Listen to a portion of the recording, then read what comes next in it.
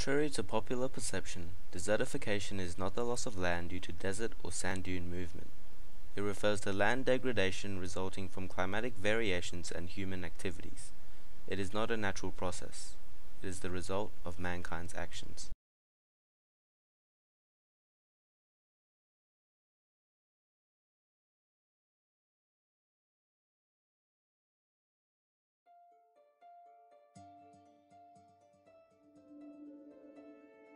You may think that these sand dunes and scorching hot deserts are a result of desertification.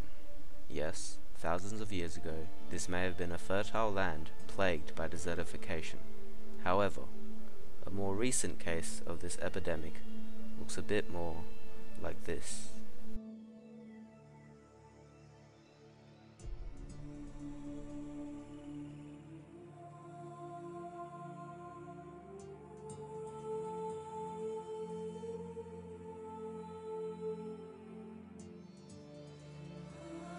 Climate weather patterns around the world are changing due to bad decisions made by us humans.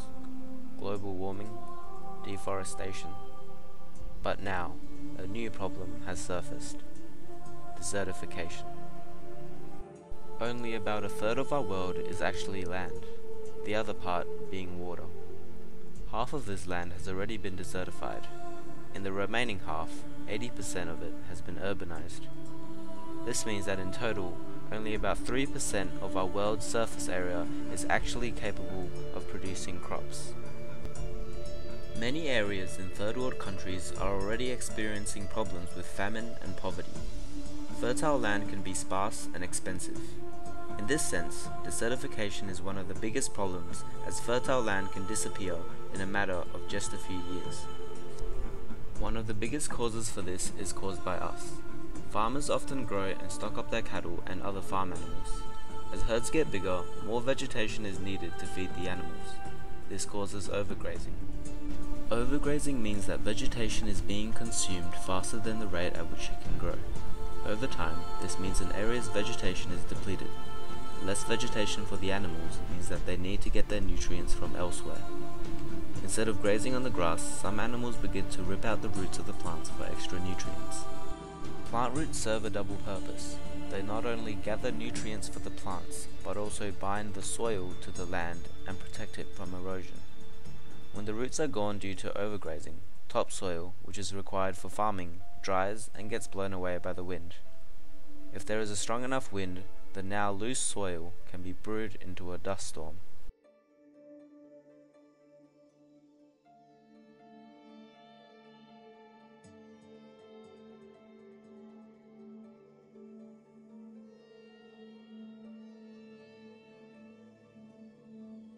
Another major cause of desertification is deforestation. Although trees play a similar part in protecting land from erosion and preventing dust storms, they also have another major role in protecting us from the environment. In some countries, especially in more humid areas, rain often means a downpour of water which can lead to flooding. In a densely forested area, trees block and divert water flow, slowing down the rate at which water floods an area. Deforestation means less trees in an area, and in effect, this can cause another dangerous natural disaster: flash floods.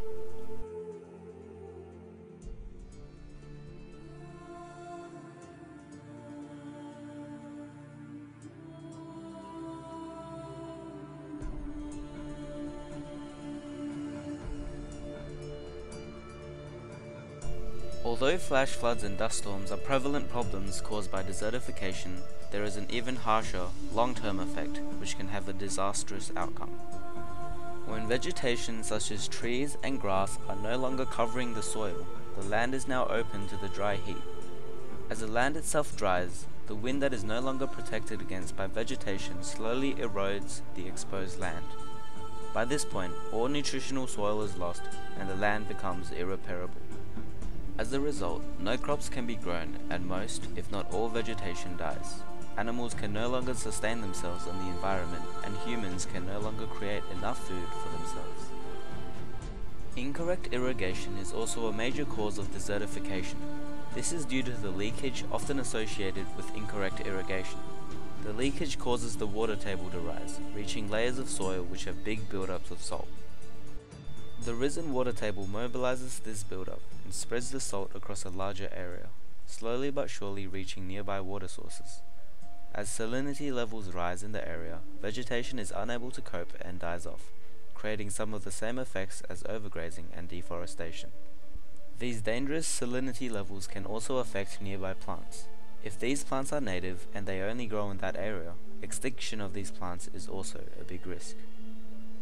Although humans are the biggest cause of desertification, there are often times that a little push is required for a fertile farmland to turn into a desolated desert. This push comes in the form of a drought. But without human contribution, drought by itself has little to no chance of causing desertification. Firstly, we have to implement cyclic grazing. A designated feeding area for farm animals must be split into 4 different sections. All the animals are only allowed to graze in one area at any one time. As the area is finished, the animals are to be moved to the next area, so on and so forth. While the animals feed in one area, the other 3 areas replenish in nutrients and vegetation. Secondly, rotational farming. In the same format as cyclic grazing, an allotted area for deforesting is separated into 4 different quadrants, with only one being used at a time. As one quadrant is being deforested, the other 3 are regrowing and replenishing in nutrients. Lastly, incorrect irrigation must be made illegal. Without faulty leakage, salinity levels will remain at an acceptable level for both plants and animals to prosper. Desertification is a major climatic change caused primarily by humans. It can cause devastation in the lithosphere, eroding the ground and destroying nutritional soil. It also causes destruction in the biosphere in the forms of famine and death to not only vegetation and animals, but also to us, humans. To counteract this widespread disaster, these 3 systems have to be put in place.